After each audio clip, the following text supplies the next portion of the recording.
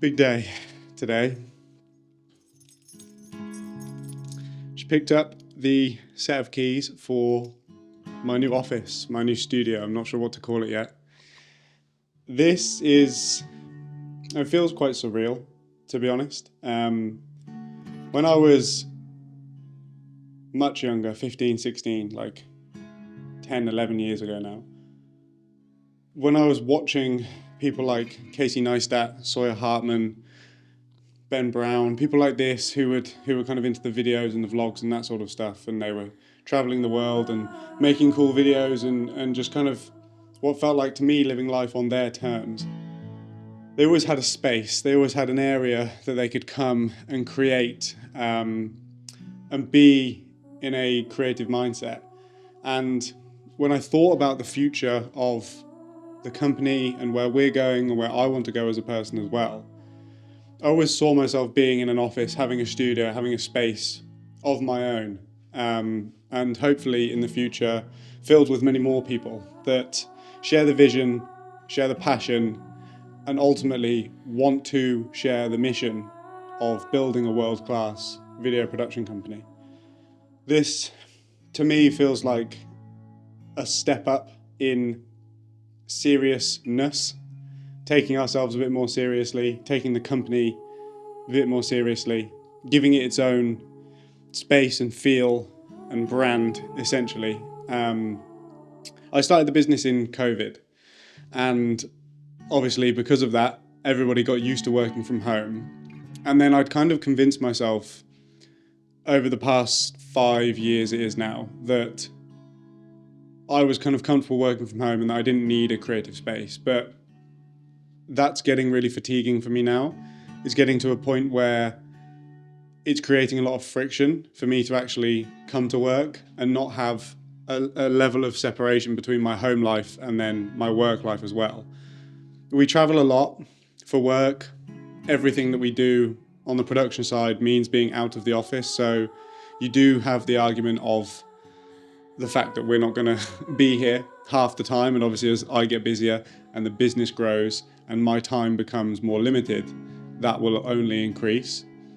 So you can make the argument that working from home is probably the more economical decision, but I've personally just reached a point where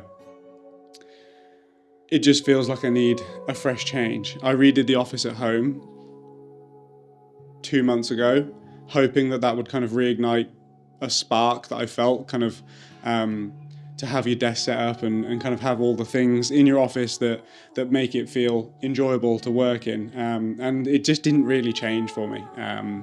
The camera angle was slightly better, but other than that, it wasn't really an inspiring space. And what I feel at the moment is just super grateful for all of the things that I've done in the past that have afforded me this opportunity and afforded me the option, because that's all that it is. That's all that money is just options. But it's afforded me the option of this space, which is incredible.